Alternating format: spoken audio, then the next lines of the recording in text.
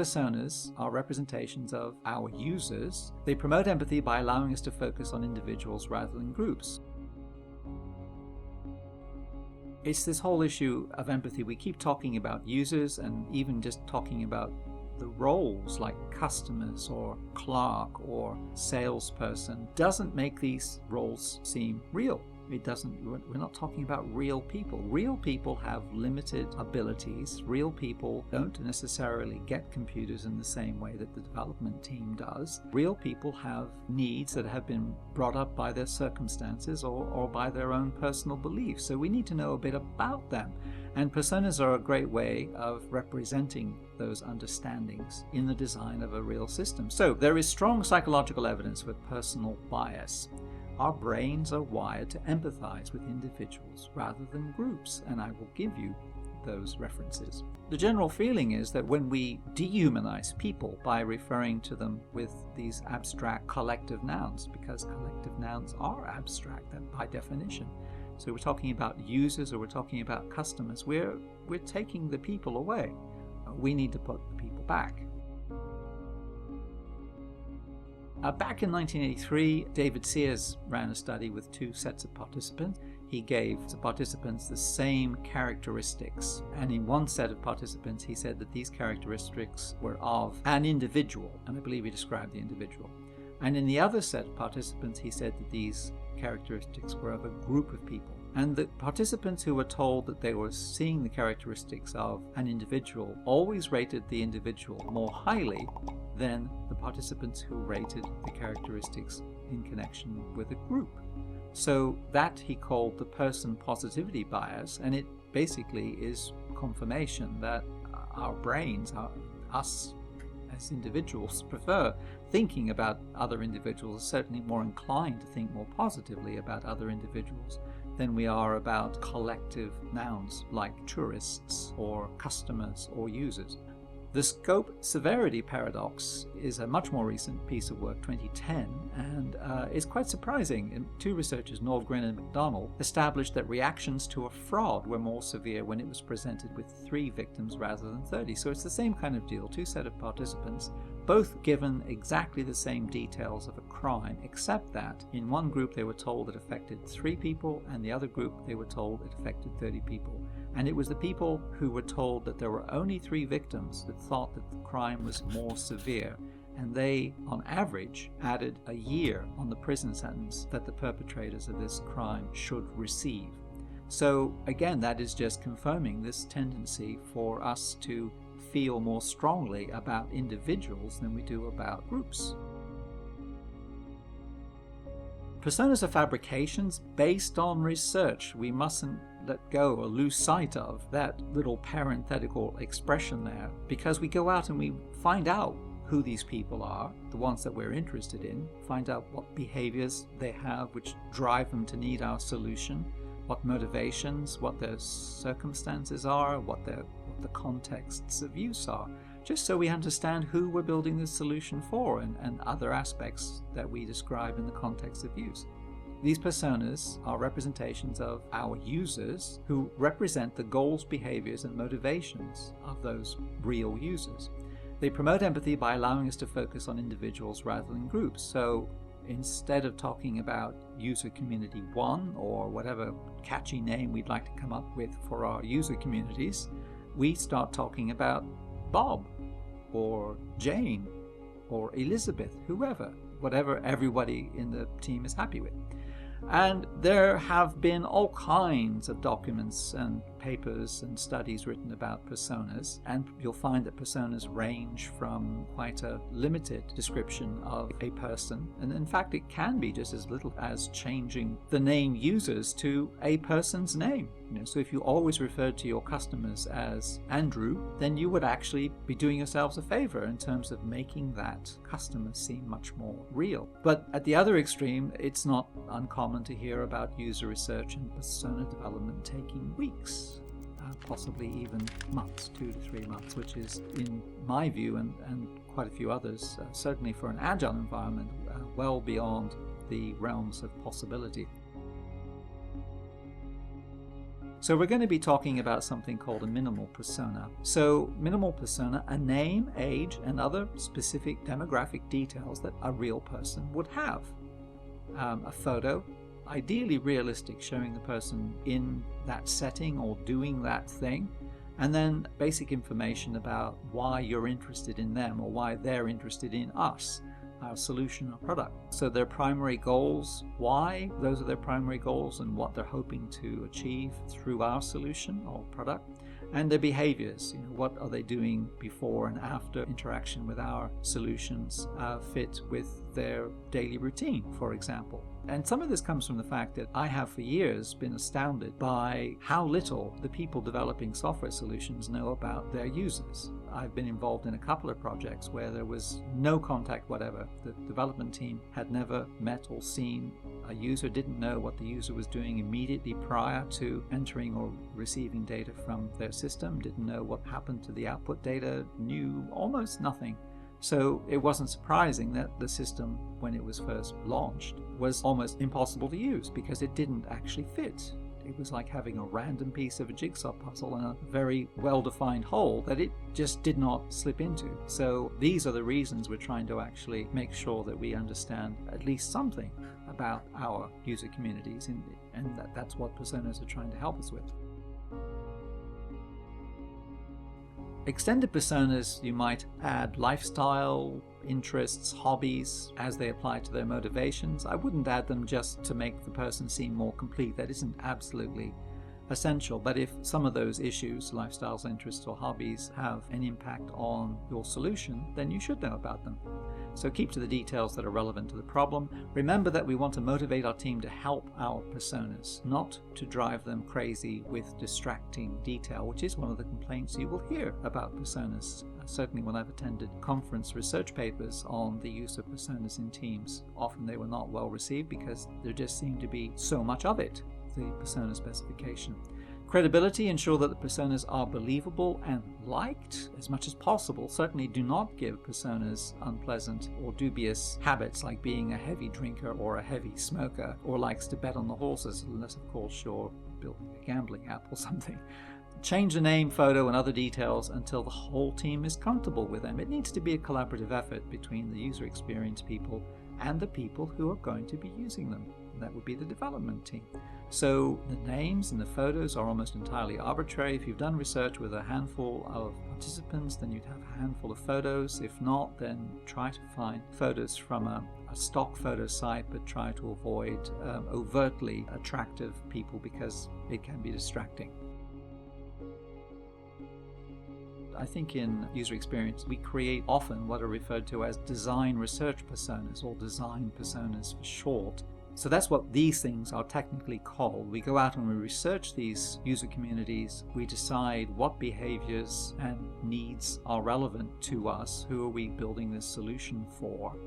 And those personas are based on this design research. So that's why we want to call them design research personas or design personas. But there are lots of other things that also get tagged with personas. And the most common of those I've come across, particularly in large companies, are market research personas.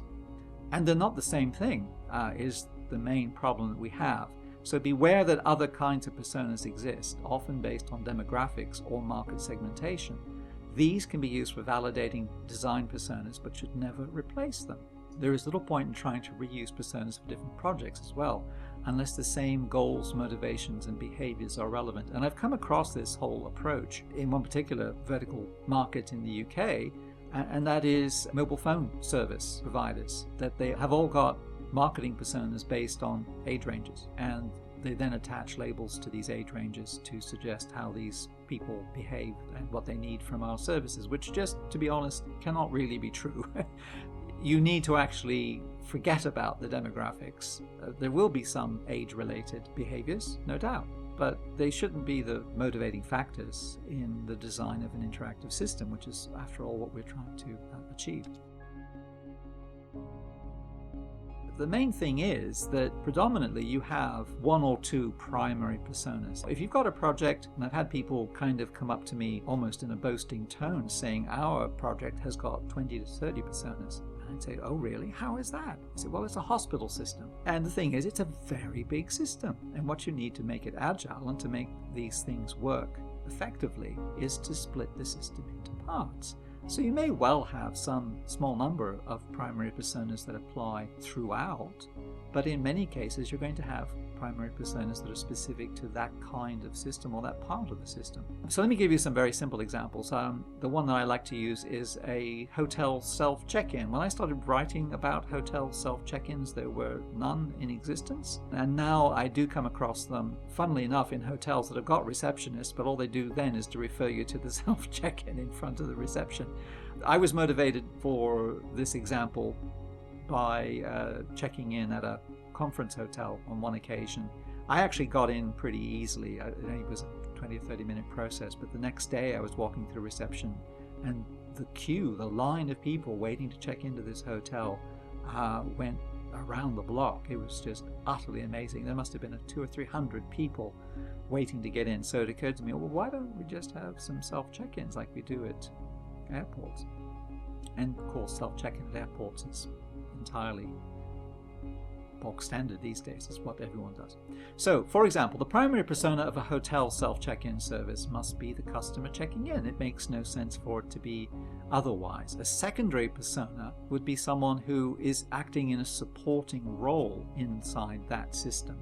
So a secondary persona might be a hotel manager or a receptionist or somebody who's responsible for the upkeep of the hotel, for example. So these are all secondary roles. They're not the people for whom we are building the system. They are people who are involved in the system and often in a backroom kind of interaction. These are people that primary personas rarely see or even know about. So it's a difference between the primary roles in a stage production and just extras or people with non-speaking parts. That is kind of the difference between primary and secondary personas. A lot of systems may have only one persona. This is the person that we're building this particular product for. And you can have all kinds of philosophical arguments about whether you're building a Swiss Army knife solution or whether you're building a carving knife solution. One is very good at one thing. Carving knives are very good at carving.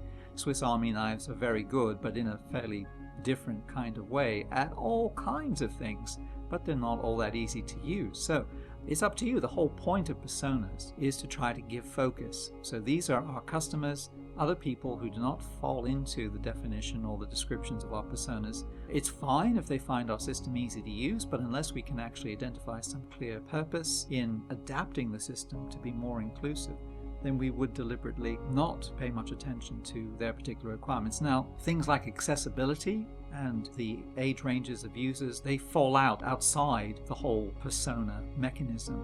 You must always make sure that your systems are usable by those with disabilities, whether that's acknowledged specifically in your persona or not. I do have at least one colleague who, if they're dealing with a team who has little experience of accessibility, that is, systems for disabled that will be used by disabled people, he deliberately includes a disabled persona. But that really ought not to be necessary. But if that works for you, then that's absolutely fine too. Certainly, I can see it being important when working with teams that don't have much experience. So you must make sure that your solutions work for a broad range of people in terms of accessibility and age issues. But otherwise, we want to be very focused on the specific behaviors and needs of our primary personas.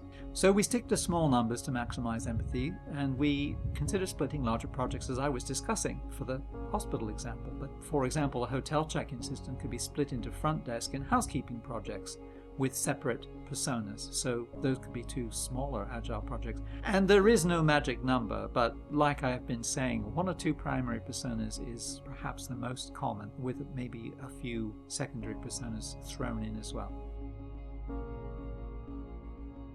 Personas get used in all sorts of places. Obviously, their main focus is in design. So who are we building this product for? How should the interactions take place? How much experience can we rely on them having of this kind of solution, and so forth. We will have to recruit these people. We want to do research with them, perhaps continuing research over several life cycles of the system. We want to recruit people for usability testing and user evaluation, usability evaluation in general, not just running them through early beta releases of the software. We might want to be testing with paper prototypes. We might be wanting to show them just wireframes and talking to them about the layout and their understanding of the different components of the page and those sorts of issues.